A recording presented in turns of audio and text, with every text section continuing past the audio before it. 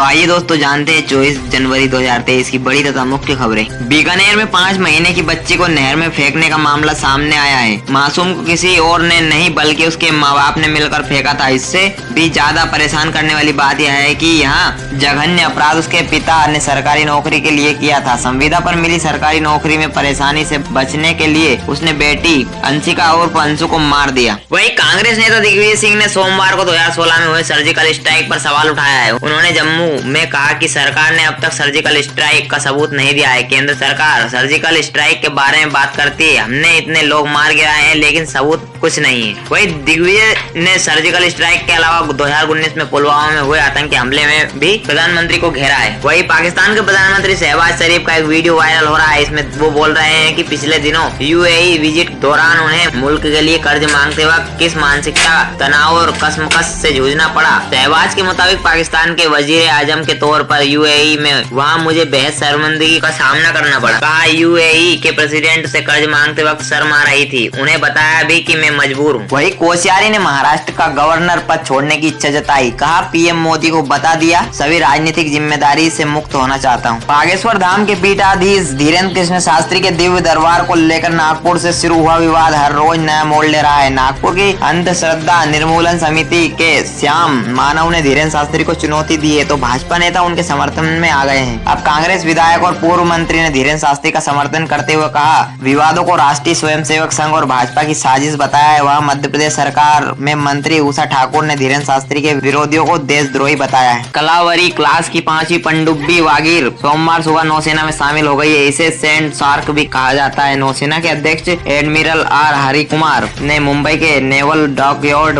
वागीर को कमीशन किया। पानी के भीतर वागीर की रफ्तार 40 किलोमीटर प्रति घंटा है और पानी के ऊपर इसकी रफ्तार 20 किलोमीटर प्रति घंटा है। पनडुब्बी से भारतीय नौसेना की ताकत में होगा इजाफा। वागीर का नाम सेंट फिश के एक प्रजाति पर रखा गया है जो इंडियन ओशियन की एक घातक समुद्री शिकारी है। इसे साइलेंट किलर भी कहा जाता है। वही मध्य प्रदेश के सरकारी स्कूलों में अब गीता और रामायण भी पढ़ाई जाएगी। मुख्यमंत्री शिवराज सिंह चौहान ने इसकी घोषणा की है। सीएम आज भोपाल में विद्या भारती के कार्यक्रम में सुघोष दर्शन में शामिल हुए। उन्होंने कहा हम सरकारी स्कूलों में हमारे धार्मिक ग्रंथ की शिक्षा देंगे। गीता का सार, रामायण, रामसेतु और महाभारत के प्रसंग पढ़ाएंगे। ऐसे लोग जो महापुरुषों का अपमान करते हैं उनको सहन नहीं किया जाएगा। मध्य प्रदेश के इन ग्रंथों की शिक्षा देकर हम बच्चों को नैतिक शिक्षा देंगे। शराबबंदी वाले बिहार में एक बार फिर जहरीली शराब ने कहर मचाया है। सीवान जिले में पिछले 24 घंटों में जहरीली शराब पीने से 7 लोगों की मौत हो गई है। एक मौत गोपालगंज में भी हुई है। 14 से ज्यादा लोगों की हालत गंभीर है। इसमें 6 लोग की आंखों की रोशनी चली गई है। वही गुजरात की एक अदालत ने कहा कि गाय केवल एक जानवर नहीं है बल्कि माँ होती है। गौहत्या बंद कर दी जाए तो धरती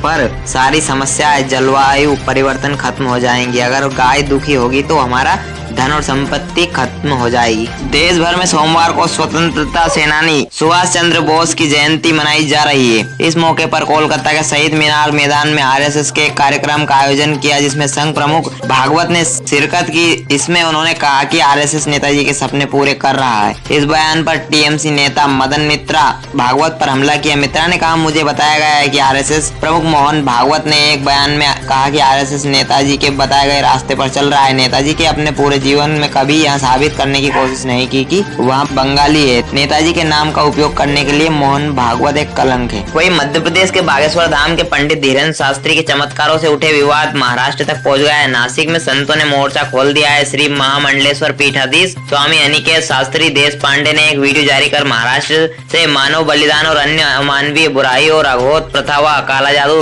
रोकथाम और उन्मूलन एक्ट 2013 खत्म करने की मांग की गई। तमिलनाडु के मंदिर में क्रेन गिरी, 4 लोगों की मौत। क्रेन से लटककर भगवान की मूर्तियों को माला पहना रहे थे, इस्तेमाल की इजाजत नहीं थी। ऑस्ट्रेलिया का आइस्कॉन मंदिर में भारत विरोधी नारे मिले, दीवारों पर लिखा खालिस्तान जिंदाबाद। जनवरी में तीसरी घटना है। महंगाई और आर्थिक संकट से जूझ रहे पाकिस्तान के सामने अब बिजली संकट खड़ा हो गया है। पड़ोसी मुल्क में सोमवार को पावर कट हो गया है। इस्लामाबाद, लाहौर और कराची जैसे शहर अंधेरे में डूब गए हैं। तो दोस्तों ऐसी काम की और बड़ी खबरें पाने के लिए आज हमारे BDR आकाशवाणी न्यूज चैनल को सब्सक्राइब करें। जय हिंद, जय भारत दोस्तों।